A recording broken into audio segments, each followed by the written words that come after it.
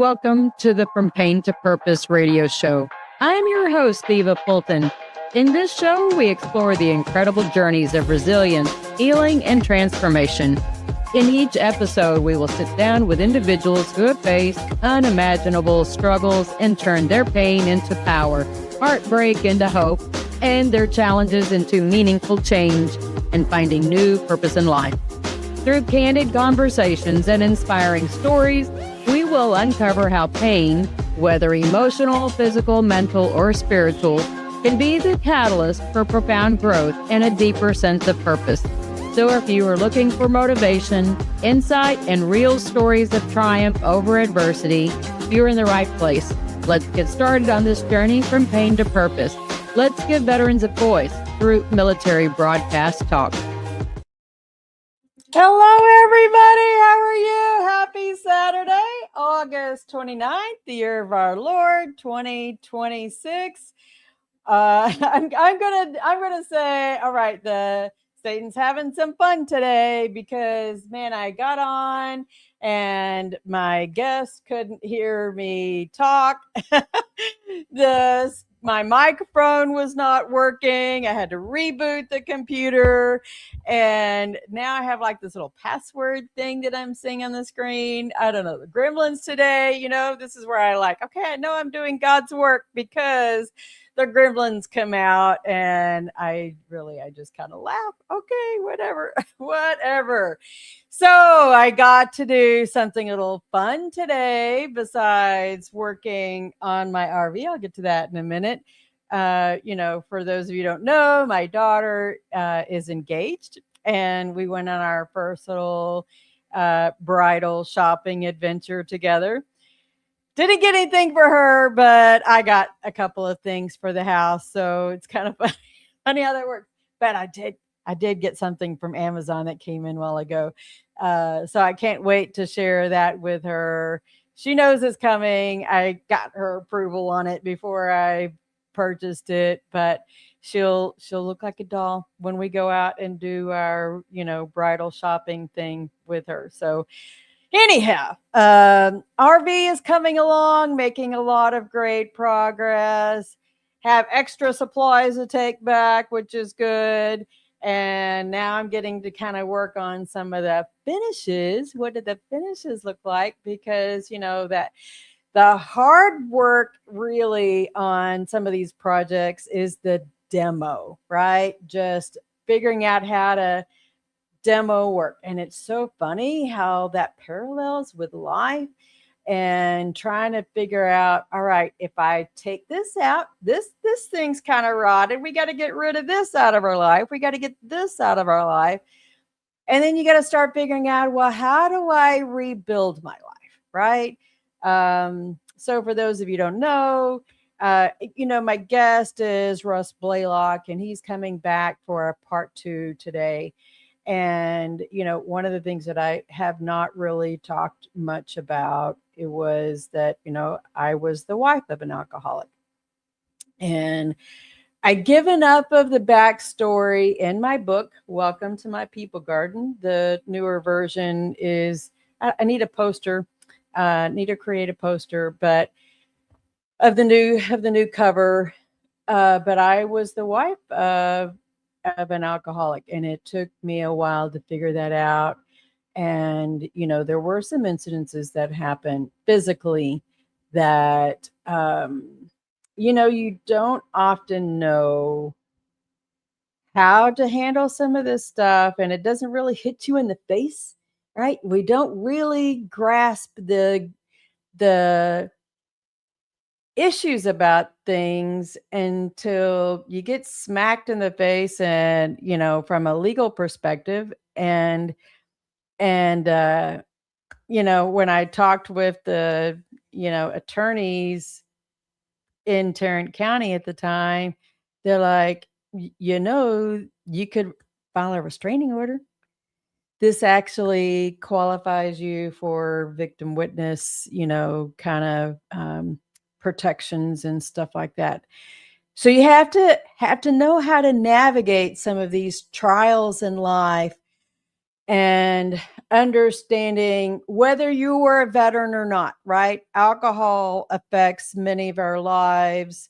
I think one of the things that I want to talk to Russ about today is the difference between alcoholics who are binge drinkers versus those who do the sneaking around, versus those who they blatantly do the drinking, and there is the bottles endless. What is it? The bottomless bottle, I think, is one of those phrases. And but a lot of it has to do with the culture that we allow ourselves to be in. Our people garden, right? I always talk about the people garden side of things. We are a reflection of the people garden that we are participating in. And I want to hear Russ's input. Maybe you guys, will understand that too. Coming from the military side of things, we're often a reflection of the culture that we're in, whether it's work, whether it's the military, whether it's family and lifestyle.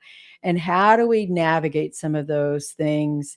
I think there was something that he had, I was going to go back to, I can't see it right now.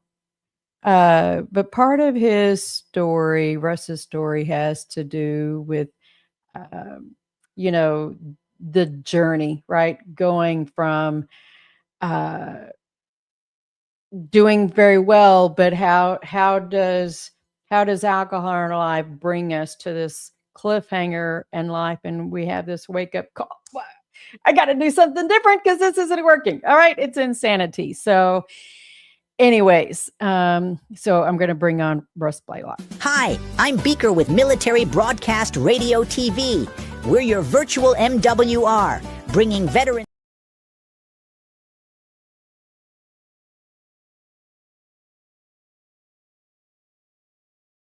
The interview of the week is brought to you by Jersey Mike's, a sub above. I know you've been having some technical difficulties today. Can you hear me now?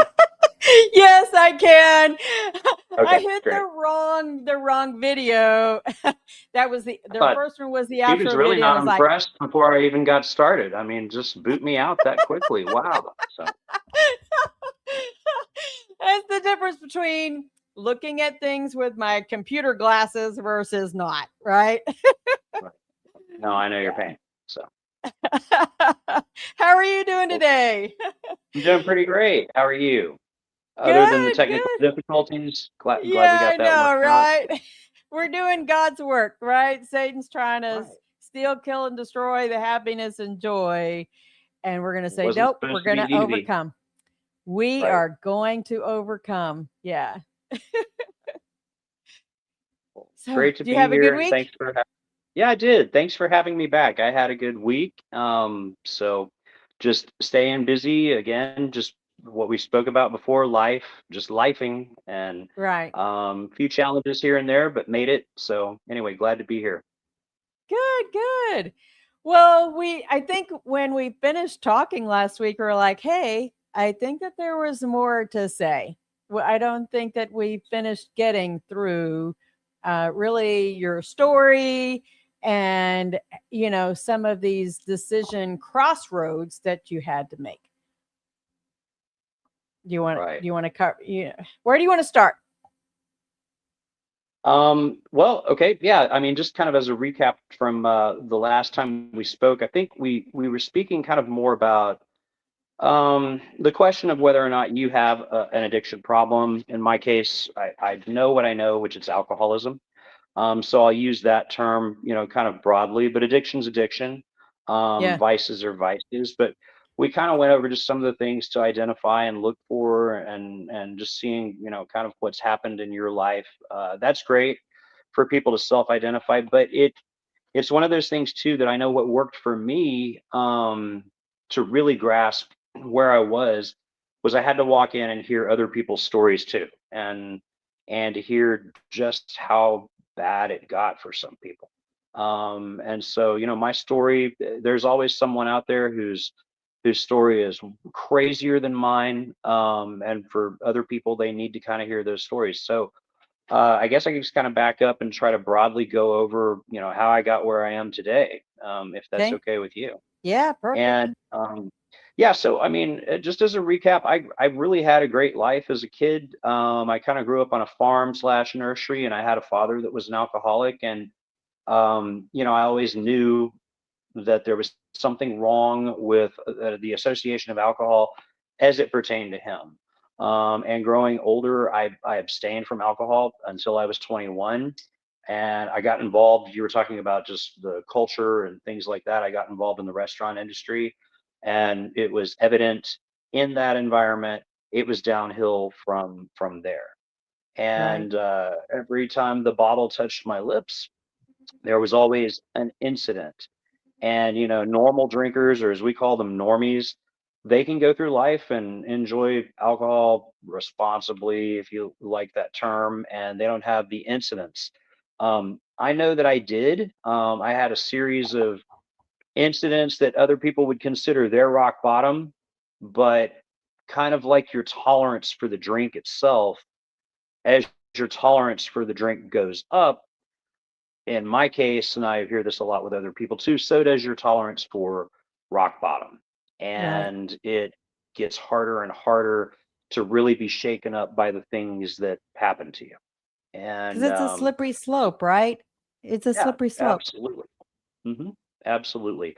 So, my slippery slope, it was always kind of going from the life of the party to the fool of the party really quickly. Later on, the first DWI, and for most people, that's a wake up call enough in itself. Not for me. I had to go back out and do some more market research. And to someone like myself who had ego involved, and not being able to kind of supplant the ego and really ask for help, I was trying to figure out how I could drink my way around the law. Mhm. So there were more DWIs to come. And that's really tough to deal with. We live in a community right now. Sorry, my dogs are deciding to go off as they We hear don't. somebody at the door. But so the second DWI, you would think that that would wake you up, the third, etc. But in the state of Texas, they take the third DWI very seriously. And I was facing a possible prison sentence. I was trying my best to see if I could get out of it again, and get yet some more grace, as if the first two, graceful probations weren't enough. But no, I ended up doing 1 year on a 2-year prison sentence. That was back in 2014. My family was estranged, broke my mother's heart, of course. And I Yeah. remember my dad and I eating breakfast at a little cafe.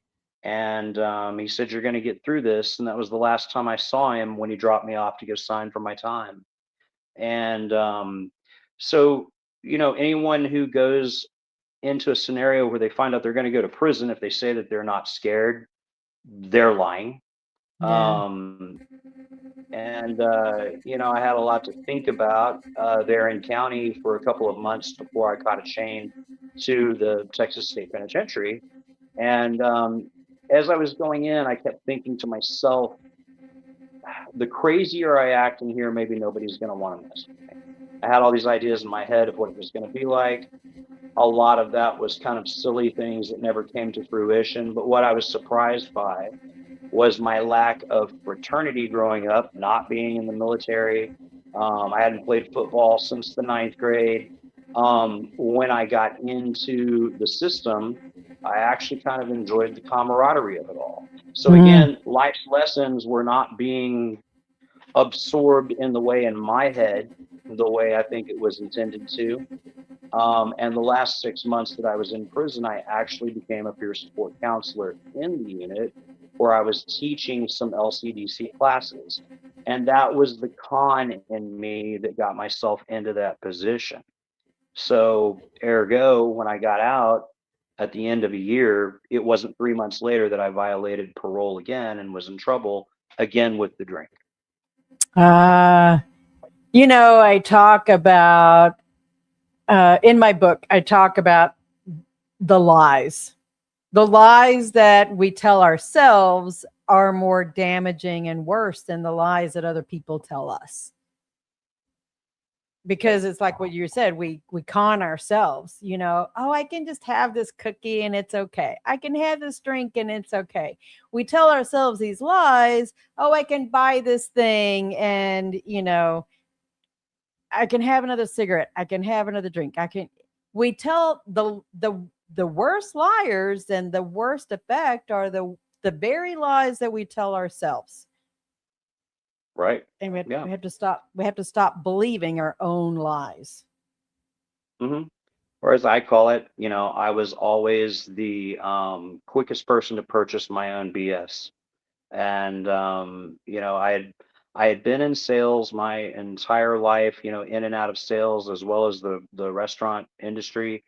Those two industries both were pressure cookers, ego driven, money driven, driving yourself to exhaustion, all of the perfect kind of culminations for an addict's brain to lead to nowhere Yeah. good. But moreover, too, I could sell myself and what my choices were, that it was going to be okay, that we would maybe just have another slap on the wrist. And yeah, I totally understand what you're saying. I buy my own BS. I'm the first person that I sell it to before I go push it on anybody else. Yeah. So how did you learn how to change those mechanics? Because that's, to me, in Well, somewhat, it is a mechanical thing. You got to reframe.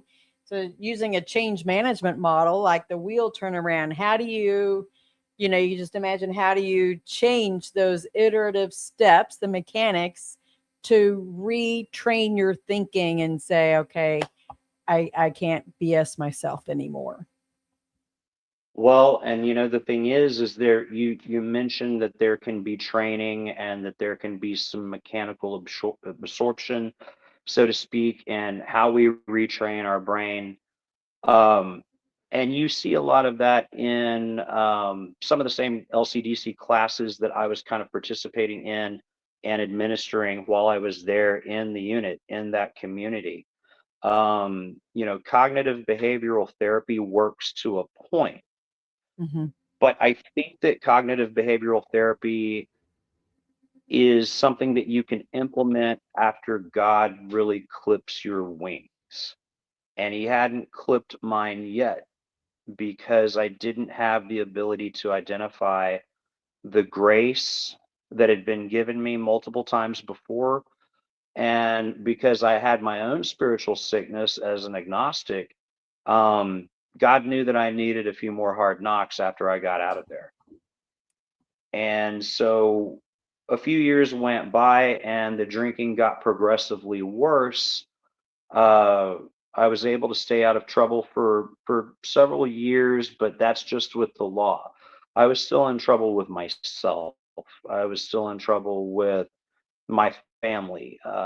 It was all falling apart, job after job after job. All the signs were there that a normal person would say, "Hey, this is rock bottom. Get Yeah. up." And about 4 years ago, I had basically run off everybody that cared about me, everybody that loved me, and I was sitting in the house by myself. Um, I know that my liver was failing. If you could have seen what I looked like, I didn't even want to look at myself in the mirror. I was almost 300 pounds. I'm all of 5'7" on a good tall shoe day. And I can't I imagine think, you at close to 300 pounds. yeah, well, please try I not mean, I to. have not met you in It, person, so, but just looking at you on yeah, the screen, I can't imagine you at that. You know, Mark was 5'11" and a half. He wanted he wanted to make sure he had that yeah, extra half inch. But that half he support. was yeah, he was probably close to 250. Mark was a big Mhm. man because he was like Mr. Clean. Ask Carrie, she'll tell you.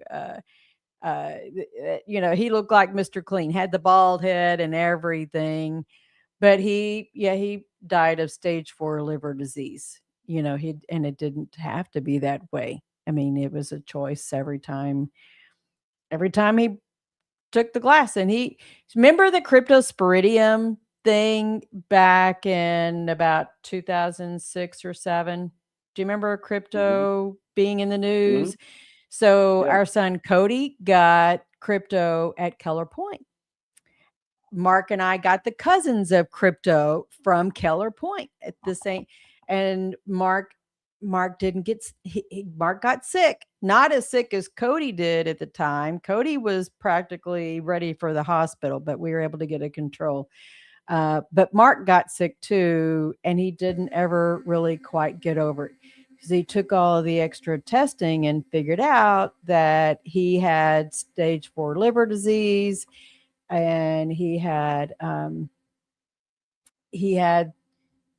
some impotence problems that also affected our marriage because then he wanted to watch porn.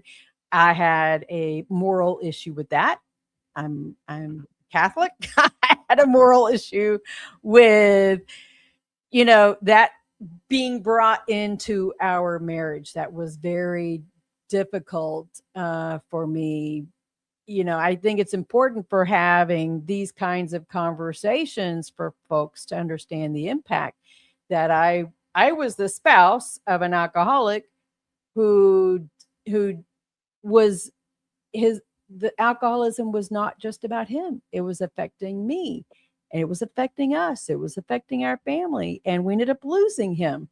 So thank God, Russ, that you've had, an appointment with God to say, hey, you got to do something different, and you're finding your purpose through your story. Thank you. Yeah. Yeah. I mean, I feel very blessed that it's happened even the way that it had to happen. And like you said, it's not only if there's one alcoholic in a family, it's still a family disease. I mean, the tornado, the destruction, it goes the debris field is huge. I'll put it that way. And Yeah. in my situation too, that was difficult even more so is that we were a dual alcoholic family. My spouse and I both were drinkers, and it's unfortunately whenever you're trying to get sober on your own, without a program or without a higher power centered in your life. So when people, let's say we get the flu or you're talking about a disease, sometimes if you get it at the same time, you both recover at the same time. But in a dual addict household, it's not like that. Somebody can get sober for a few weeks or a few months, and then about that time that they do, someone comes back in. It's like giving the flu back and forth to one another. Mm, It can never happen at the same time, because it's an individual fight, just like your relationship with God is an individual fight. And Is I've it told you the the last visual time. I'm getting in my head is you're both on the roller coaster ride, but Hmm. you're one of you's at the front hitting a different hump than the person is at the back of the train hitting a different hump. You, All the time. right. Hmm. So All the you're time. on the same ride, but you're at different stages. That's hard to And manage. if any of your listeners are identifying to any part of my story at all, there's a lot of codependency with addicts. And you put two addicts in the same house, the codependency is its own different thing. And Yeah. so at one point, where I told you before, I had been sober for a couple of years, but it wasn't in a 12-step program. There was no spiritual identification. My health was just as bad. My blood pressure was through the roof. COVID visited us, and that was all the excuse I needed to drink again, and it Mm. was off to the races. These are sprees. We're always looking for an excuse to have a spree. And at that point, between COVID and me really drinking like on steroids, so to speak, that's when my health went into total decline. My wife had had enough. She moved out with the kids. And I was sitting here by myself in the house, and I was watching something probably on like the Jaya channel or something, and I watched someone talking about spirituality, and I knew that I wanted to believe in a God. Um, but because of my own resentments of the church, I couldn't do it. And something popped up on the channel that spoke to me in a way that I could identify with that spiritual concept. And I got overjoyed, but I didn't know where I could go to a church, an organization, any place to find a way to worship what I'd just seen on TV, sitting there drunk, in my own stink. The dogs didn't leave me. They were the only ones on the couch that could stand me. And I did ask God to show me a way to access that. And it was 2 weeks later, I was arrested for another felony DWI. Oh, And this time no. I was going to be facing serious time, Yeah. serious time. And I kind of thought to myself, this was not the answer I was looking for in that final prayer, that call out to any God that would help me. That was not what I was betting on. You're right. But it turned out that it was. Because again, I think you have to have your wings totally clipped before you can really grasp what your higher power, your relationship with God is going to be. And so, just to kind of continue with the story, I knew I was facing probably 8 years. I'm sitting in there and I had a plan. My plan was a control plan. If I could get on the phone with my wife and control her from inside a jail cell and get her to take the tax return and bond me out. My plan was to hop on a cruise ship that would take some kind of stop down around Cozumel, someplace that I could get off and run away to Mexico. Now, what could have gone wrong with that plan? As a drunk, running from the law in another country, right? But in my Yeah. sick head, it sounded great. And she refused, which incensed me more and more and more. But then the DA came to me with an offer of a program called FAPE, and it was Felony Alcohol Intervention Program. And I knew a little bit about it, and I knew that it was a last chance for people that were facing real time, and it was going to force me to jump through all sorts of hoops that I knew I didn't have the support group to stand behind me and help me through. And when they took me down in front of the DA, I had decided already that I was going to tell them to take the offer and tell them where to go stick it.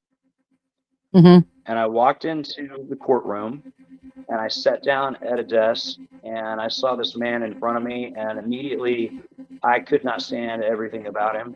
His hair was perfect, his suit was perfect, and I knew he was going to offer me this program, and I was going to tell him that I didn't want it.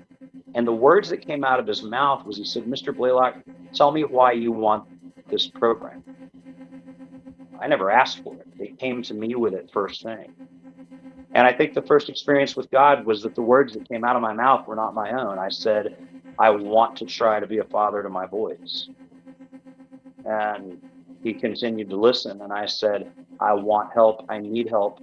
And I'm sick and tired of being sick and tired. And he's writing everything down. And I can't believe these words are coming out of my mouth because I know what I'm committing myself to. And at the end of it, he said, we'll get back to you. And I walked back to my jail cell. And I couldn't believe what I had just done, because I knew that if they did take me, they were going to sign me up for something that I would have to rely on other people's help for. Because you can't drive on your own. You have to have a curfew. You have to have someone in the household that's going to sponsor you who's sober. All of these criteria that I knew that I didn't meet. And I got the answer back, and they said, congratulations, you got the program. But I Wow. almost turned grace down. And For part of that folks, grace was they forced me. Yeah. So for folks who are tuning in, I have posted what the program is that Russ is talking about. This is for Tarrant County in Texas. You may have one of your own programs in your local jurisdiction, but it is the FAPE program that he is talking about, the felony alcohol intake program. So sorry, I didn't mean to interrupt you, but I wanted to make sure that we pointed it out for folks that, there are some websites out there. Just look it up. Right. And I mean, if you look it up, you can look it up to see kind of what the hoops are that you have to jump into. But as you're kind of looking at your own situation, remember this. In the county that I was arrested in, for example, there's 6,000 convictions a year. They only take 100 people in this program. Wow. Is And it like still in a study stage or something like that? Are they studying the effects of it for a stricter I believe intervention so. or? hmm I believe so because what happens is in phase one of that program, I have to report to court every single week. I have to wake up at 5 o'clock in the morning and call a hotline and see if I have to go do a drug test. Have to have an ankle monitor that actually takes a sample of your sweat to see if there's alcohol in your system. You can't Wow. take a bath or go into the pool or go to the ocean with it. You're chained to their system. You have to check in with a curfew on an app at night, proving that you are at your house where you're supposed to be. There are so many different classes that you're having to take, all of that. And part of that is you report to court in phase one every single week so that the judge and the DA can ask how you're doing, and make sure that you're following up on all the right criteria. And you have people on the defense side and the prosecuting side over there taking notes. And it's because the state of Texas took a great risk on this program, and they are trying to monitor and see what the success rate is so that they Yeah. can expand it and broaden it. And so, yeah, when you look at the numbers, myself being one of 100 people out of 6,000 convictions a year, my sponsor at my 12-step program told me one time when I was complaining that I had to walk to an AA meeting. He said, brother, he said, you get to walk to an AA meeting. Yeah. You should be in jail. And he said, you need to learn what grace looks like because you got it. Yeah. Yeah. Just so you know, as you were telling that other part of your story about the words that you were, that you were saying to that counselor, I had goosebumps. God gave you those words to say. Now was the time you were going to receive it. Um, and so, yeah, that also means that there is a certain amount of paying it forward to help somebody else navigate this. So is that what you've been doing now? And that's part of the reason why I think you're on the show today, right? Is the paying it forward, that there is some hope, uh, that addiction doesn't have to rule your life. That's true. And I mean, again, last time we kind of talked briefly on just some of the different resources out there for people, who we're trying to address here. If you think you have a problem, you probably do. And again, in the 12-step program I attend, and I kind of have to thread this needle loosely because there's a lot of ways that you can get help in recovery. And I have my opinion on the ones that work and the ones that don't, or Hmm. what I see more success rates in.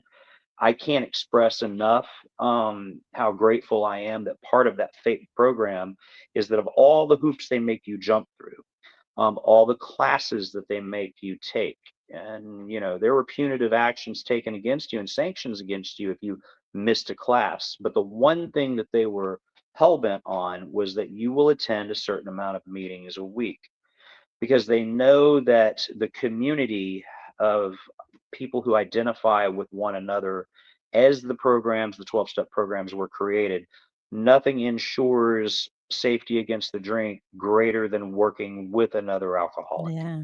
We have to realize where so many of us thought that we didn't belong and that's why we drank. Embrace your superpower of your addiction and identifying as an alcoholic, because then you'll find your community of people who think and feel like you. Yeah. And you can do your research and see which brand of that looks right for you, but on your own is not the way to attempt this. It has to be in a community of people that identify with the way you think and feel and obsess and try to escape. End of story. But I think that that's even applicable, like, even in the veteran community and, folks feeling disconnected because they think that, "Hey, they don't the civilians don't understand me." And so they self-retreat and they don't get out there into the veteran community and find like-minded people. It's we have to get over ourselves. I learned that as a phrase a long time ago. Get over yourself and be a friend to yourself and get and find the community that you belong to. And I don't care whether it's, maybe you want to identify as a bowling community, get out there and golfers. Those are communities that you're going to get out there and find your tribe. Yeah, and if you spend enough time in, for example, a 12-step program, you kind of learn some little key things about identifying other people who, share your condition. And Hmm. you realize that whether you're out golfing, bowling, hiking, whatever the case is, you'll pick up on a different type of language that the normies don't pick up on. You will pick up on language used by someone who has gotten through the program and is utilizing that program as a means of recovery. And there's a beauty in that. It's kind of our own fraternity, it's kind of our own club. But getting there is the hard part. And you mentioned kind of the sense of self or feeling alone. Um, my fraternity is that of other alcoholics Hmm. wherever I find myself in the world. And that's something that a normal drinker can't identify with. But once I have that, I have to always remember that no matter how strong I am in the community or through the program or my attendance at meetings, all of those things, that it all comes back down to identifying a God of my understanding that was a caring, loving God that accepted me and that I had to rely on. And the first step of that is if you're struggling with that concept, if you're agnostic, if you're atheistic, all you have to do is just pray for the willingness to believe. Just pray for the willingness to be willing sometimes.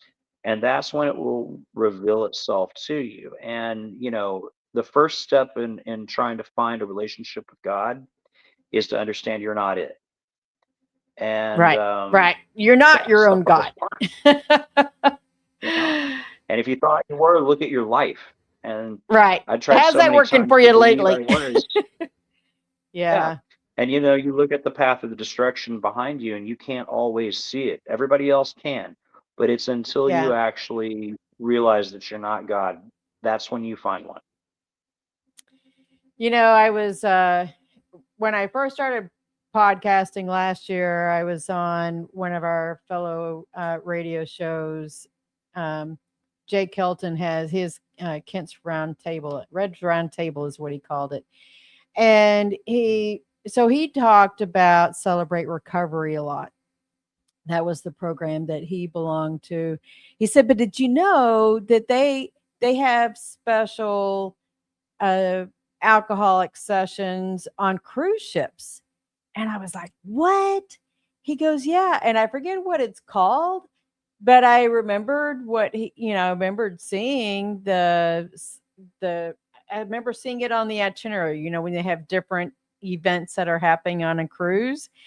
And I was like, "Oh, so that's what that was. You can go on a cruise, and don't worry, you can have a meeting on a cruise and you can still do normal life.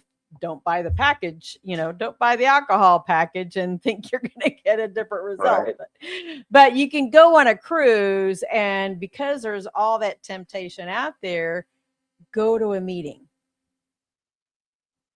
Yeah.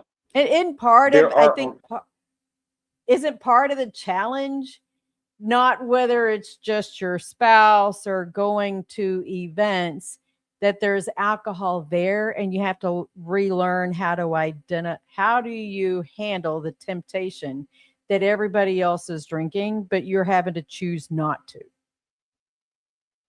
sure. did you And navigate that? so everyone has to approach that differently. I know that for people that I'm very close with, they would change their driving route. If they used to stop at this gas station over here on the way home or on the way to go pick up the kids, they would change their driving route entirely. and it's different for everyone. I was a little bit different. I For me to avoid something, this works for me personally. If I'm told I have to avoid something, it's going to call to me more. So when I walked into the grocery store, there are other people that would avoid the wine aisle to get back there and go buy the lunch meat. I walked down the wine aisle intentionally. Hmm. I had to face it. And I had to do that through repetition. And I had to get comfortable with the fact that it's just another aisle. It was not my sanctuary anymore. Right, right. So, there are a lot of people that I would not encourage you to do that. Um, you know, you kind of know your innermost self, and you need to stick to your guns on that. In recovery, that is your time to be self-centered, even around your family. I truly believe that in recovery, that is your time to be self-centered. In a 12-step program, you're taught that once you get through those 12 steps, your entire goal is to no longer be self-centered, and you go out and you try to help others based on your life story. But in that period of the hard days, the days that you're barely hanging on, be self-centered and create whatever structure works best for you. I think in some ways my you know 100 yard aspect about looking at recovery is in some ways a grief process, because you are grieving activities or feelings or habits of a life that you can't do anymore. So you have to learn how to move forward in a different way. But what could take 1 year for you, well, or maybe 10 years, 15 years, could be 50 years for somebody else, could be 1 year for somebody else. It's how do you overcome those things? I mean, I'm an ex-smoker, believe it or not. I used to smoke a pack a day, and in 2010 I quit it cold turkey. Now I keep flossers. That's my oral addiction thing, right? I mean, Right. but hey, I get to go to the dentist and I have no cavities, but I got flossers here at my desk in the truck, and because if I'm nervous or whatever about something, I floss. I Right. don't smoke. Yeah, and the thing is, as addicts, I've said this before, we tend to be people that do everything to the extreme. Um, Smokers, it goes hand in hand. Oftentimes overeaters, put ourselves at risk, extreme sports, all of those things kind of come with the addict mindset.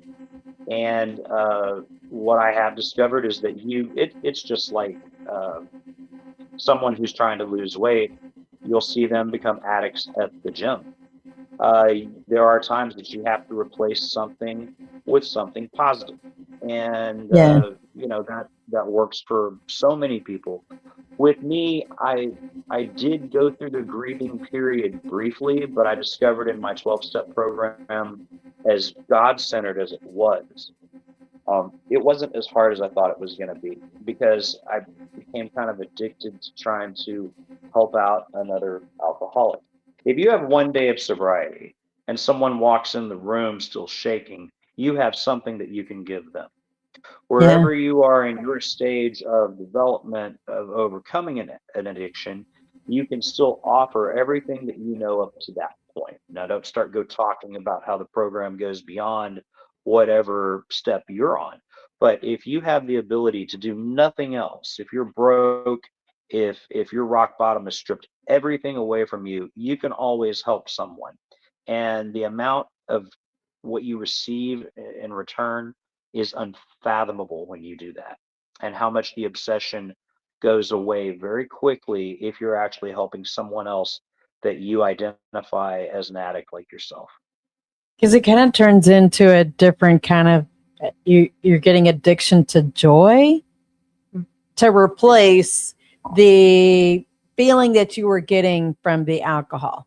The I want to say the an artificial joy, right? I mean, alcohol does kind Yeah. of present an artificial joy. I know when I was at my lowest after my or during my divorce, and I talk about it in my book that, I had to go and serve. It was part of his class. And I was like, man, I need I'm going through all of this stuff. I need somebody to serve me. I feel like, I'm the victim. I need to be served. But God put me on this mission. No, Eva, you need to go out there and serve somebody else who has it less than you. And that guy was actually then serving me. Here I was, actually went to go serve him. Okay, God, I'm doing this. And that man, he ended up serving me. It was just kind of this neat experience. Um, we were feeding homeless people in Dallas, and as a part of this assignment, it was just one of the neatest experiences I've ever had in my entire life. But when you think that you're at your worst, going and serving somebody else, there's something there's something that switches in the brain and in your soul that says, "Oh, this is why you had me do this, God. Okay, yeah, okay, I get it." Absolutely. Yeah, absolutely. And one of the in the 12-step program, in the 11th step, we will often say something that's the 11th step prayer, and it's really some of the phrases in the 11th step prayer are that it is better to understand than to be understood. Mhm. Where there is darkness, may I bring light. These are things that are all self-forgetting because it's self-centeredness that's the core to our addiction. Now, we can think that we're drinking because we were such victims and all of that.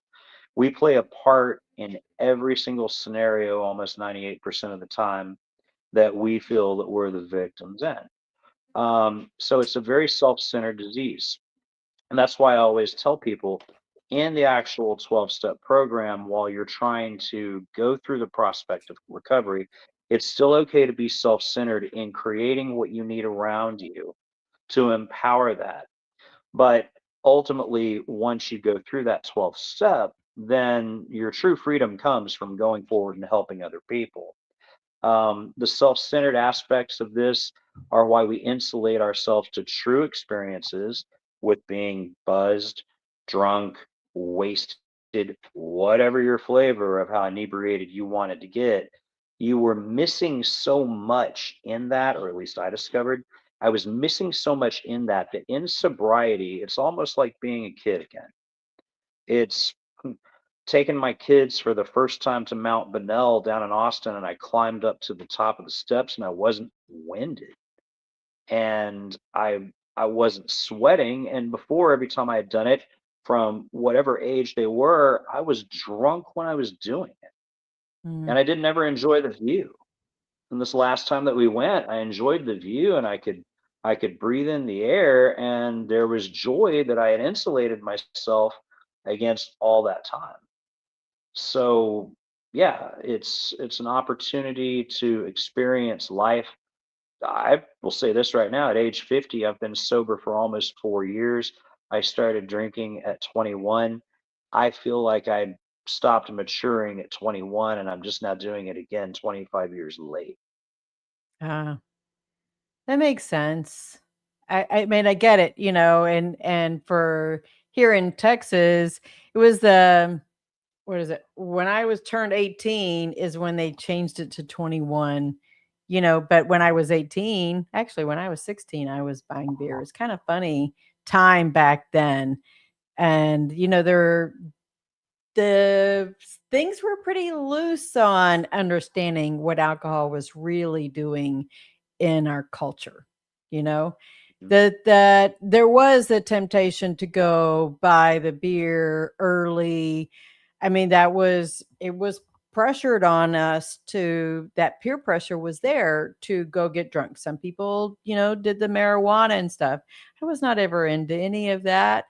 I mean, I was pretty happy with life, but I think I mentioned that been drinking because I know that is a thing too. You can still be an alcoholic who binge drinks and not be considered the daily alcoholic. But that's the one that ends up getting you in the trouble too, especially if you're drinking and driving. Sure, absolutely. And the thing is, I think all of us, the college age, you see a lot of just rite of passage Mhm. binge drinking that takes place. It usually doesn't lead to anything good, but it doesn't necessarily mean that someone's going to be an alcoholic.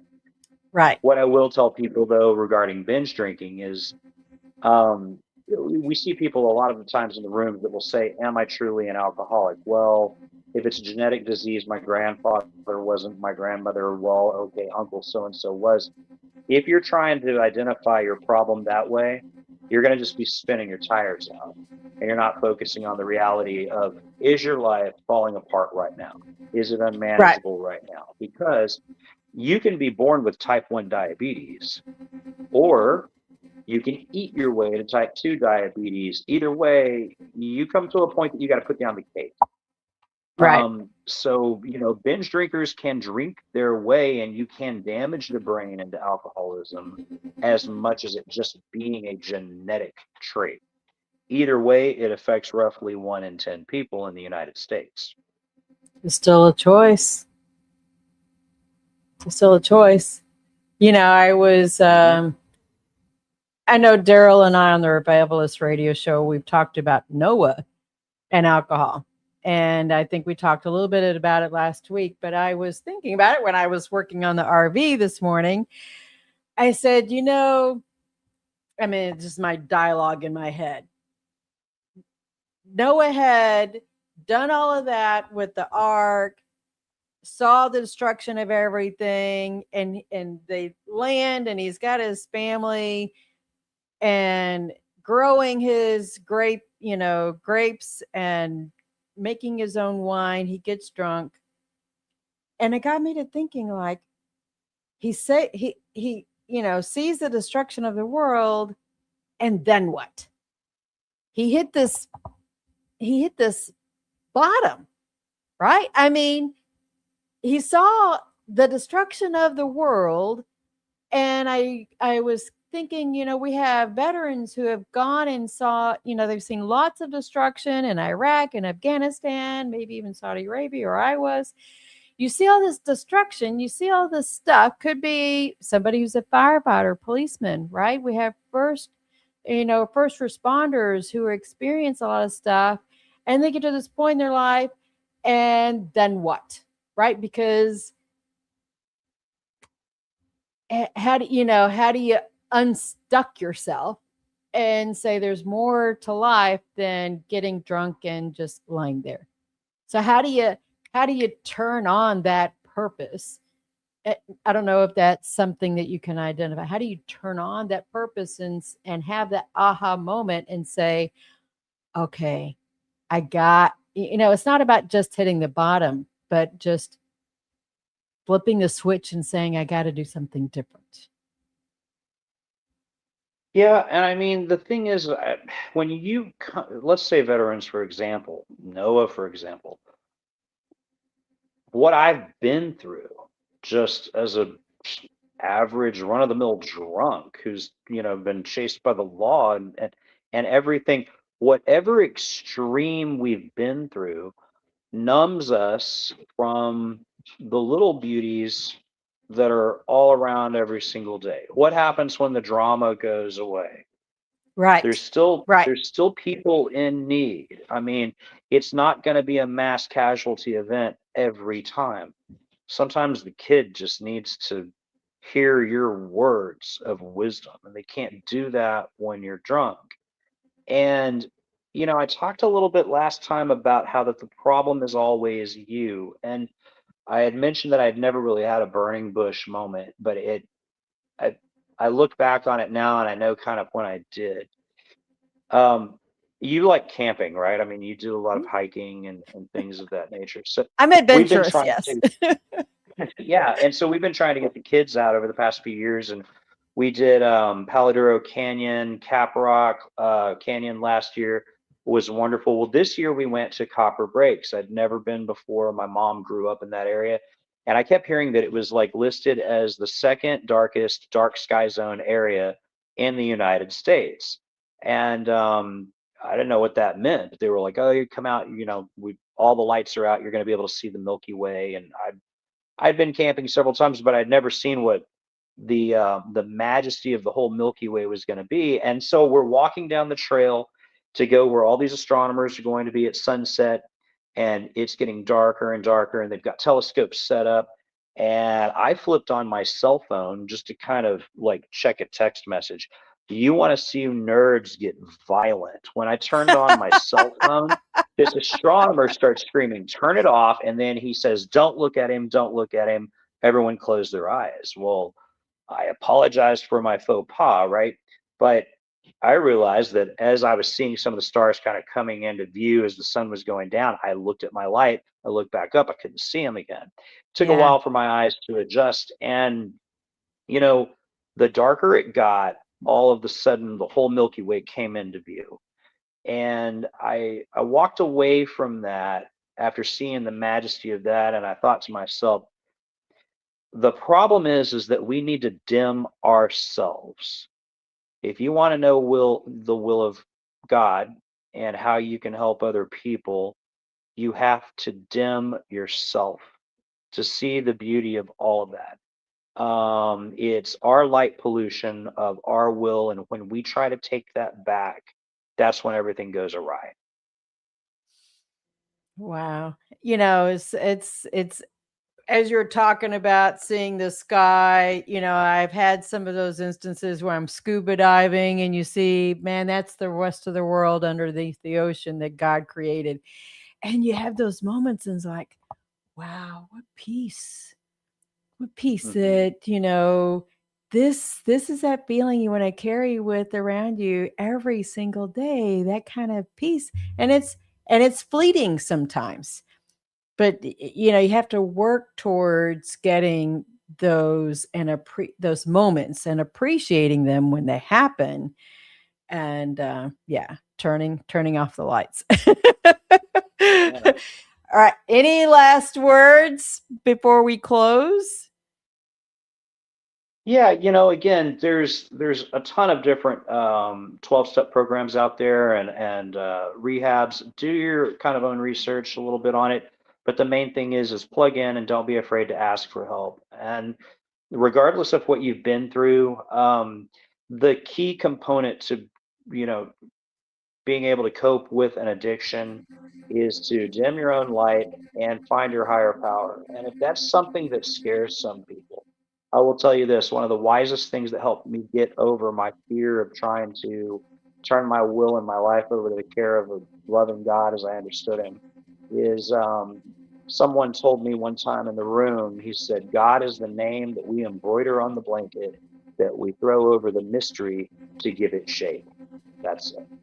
And so when I was afraid to say God, I can say that now again. And you'll figure that relationship out once you realize that you're not in charge of your own life.